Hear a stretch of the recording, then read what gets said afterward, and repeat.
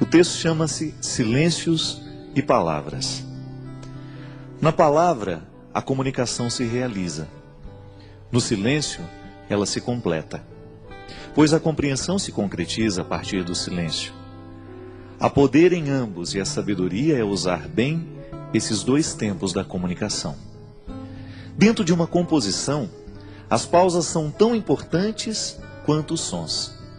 Uma boa orquestra é aquela que executa bem as dinâmicas das pausas e das continuidades. Mesmo no silêncio da pausa, a canção continua. Não diga as coisas com pressa.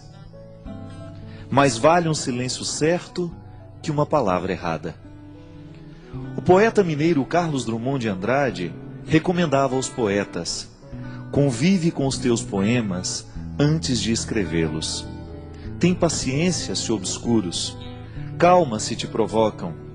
Espera que cada um se realize e consuma com seu poder de palavra e seu poder de silêncio. A recomendação do poeta é sábia e pertinente. Um poema só é bom, se maturado na sementeira do silêncio. Antes de se tornar palavra, a poesia é experiência de vida silenciosa. Os artistas sabem disso, e nós precisamos aprender. Demora naquilo que você precisa dizer. Livre-se da pressa de querer dar ordens ao mundo. É mais fácil a gente se arrepender de uma palavra dita do que de um silêncio. Palavra errada na hora errada pode se transformar em ferida naquele que ouviu, também naquele que disse. Há muitos momentos da vida em que o silêncio é a resposta mais sábia que nós podemos dar a alguém. Na pressa de falar, corremos o risco de dizer o que não queremos.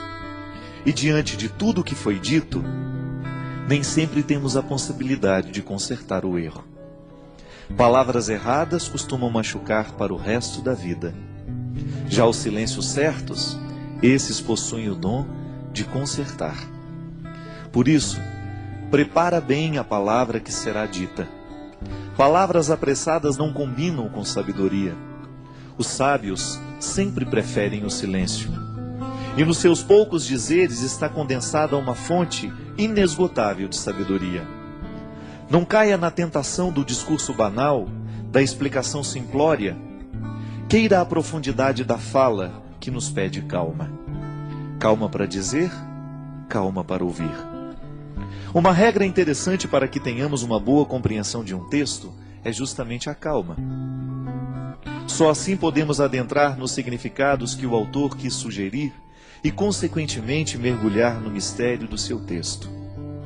Leituras apressadas podem fomentar equívocos. E equívoco é uma espécie de desentendimento entre o que escreve e aquele que lê. É uma forma de obstáculo para a compreensão da linguagem. Na comunicação verbal cotidiana, isso sempre acontece. Dizemos e não somos compreendidos. Diante do impasse, duas realidades são possíveis: ou alguém disse com pressa, ou alguém escutou sem atenção. Dizer e ouvir requerem silêncio. Só diz bem aquele que pensou antes no que iria dizer, e ouve melhor aquele que se calou para escutar. A regra é simples, mas exigente. Por isso hoje, neste tempo de palavras muitas, queiramos a beleza dos silêncios poucos. Eu sei que muitas vezes nós somos vítimas das palavras malditas. Não são poucas as vezes em que palavras malditas chegam até os nossos ouvidos. Uma palavra pode ser maldita por causa do conteúdo que ela tem, ou então por causa da forma. Hoje eu estava lendo um texto, coincidentemente, falando da música das palavras. E o escritor estava dizendo que para cada palavra há uma música diferente que nós podemos colocar nela. De maneira que você pode dizer uma coisa muito dura a alguém, mas você colocar uma música que faça bem ao ouvido de quem escuta. Então a pessoa escuta aquela palavra dura, mas com uma música bonita. Talvez tenha sido isso que Jesus soube fazer o tempo todo. Jesus dizia coisas muito duras, mas a música das palavras de Jesus era extremamente sedutora. Porque ele sabia muito bem que não adiantava dizer as coisas sem musicalidade. Não adianta nada a gente dizer as coisas com braveza. Não. A gente será muito mais bem entendido se a gente buscar uma música suave para colocar a palavra dura. Você experimenta isso na sua vida todos os dias. Quando você precisa dizer alguma coisa de muito sério aos seus filhos, e às vezes você não sabe nem por onde começar porque você tem medo do conteúdo que você vai dizer. O conteúdo é duro, é de exigência. E os nossos filhos não estão muito acostumados a serem exigidos. Eles entraram nesta mística do mundo de hoje, nesta tendência do mundo de hoje, de que tudo tem que ser muito simples, tudo tem que ser muito fácil e rápido. E educar os filhos muitas vezes requer um discurso duro, exigente. Então você vai descobrir junto de Jesus que é possível dizer coisas duras com musicalidades atraentes. É isso que fazia com que as pessoas parassem para prestar atenção no que Jesus tinha a propor. O reino de Deus que Jesus propunha não era coisa fácil, não era coisa simples. Dá trabalho construir o reino. Mas ele construía de um jeito tão terno que as pessoas esqueciam a dureza da palavra e se prendiam na música que envolvia aquela palavra. Por isso o segmento acontecia com tanta intensidade. Tantas pessoas por causa da música que estava revestindo tudo aquilo que ele dizia. Minha gente, muitas vezes o que a gente faz de errado não é o que a gente diz, mas é como a gente diz. É a música que a gente coloca na frase. Pode ser que hoje você tenha ferido alguém com aquilo que você disse. Pode ser que hoje você tenha sido ferido por alguém com aquilo que você disse. E talvez você não tenha errado naquilo que você disse. Você tinha razão naquilo que você disse. Você estava certo ao reivindicar o que você reivindicava ou dizer aquela verdade que você disse.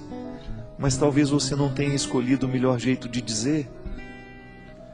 Talvez você se perdeu na pressa, na raiva, na ira. É estranho, mas na vida a gente perde a razão quando a gente fica bravo.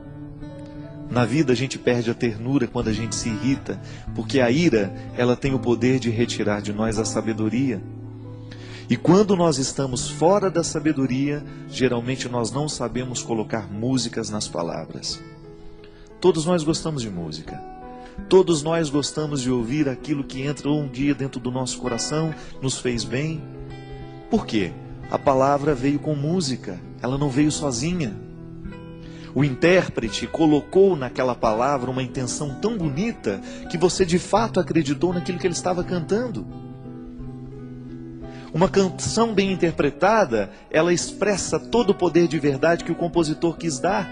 Mas aquele que interpreta, o bom intérprete, ele faz a canção se tornar ainda mais verdadeira do que quando nasceu da mão do compositor.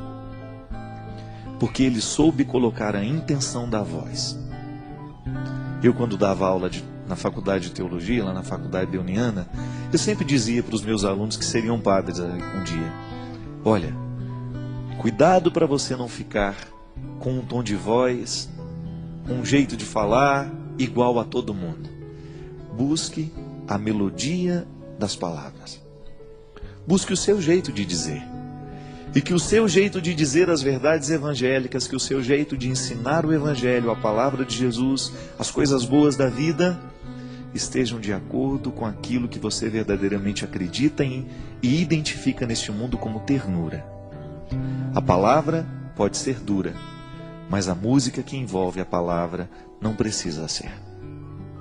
Porque aí você vai ter um poder de convencer muito maior do que se você estivesse usando a palavra dura com uma capa, uma armadura. Não. Todos nós temos medo de armadura, porque ela nos recorda a guerra. E às vezes, ao invés de colocar melodia, música na nossa palavra, a gente coloca armadura. E aí a gente assusta aquele que nos escuta, a gente machuca aquele que nos escutou.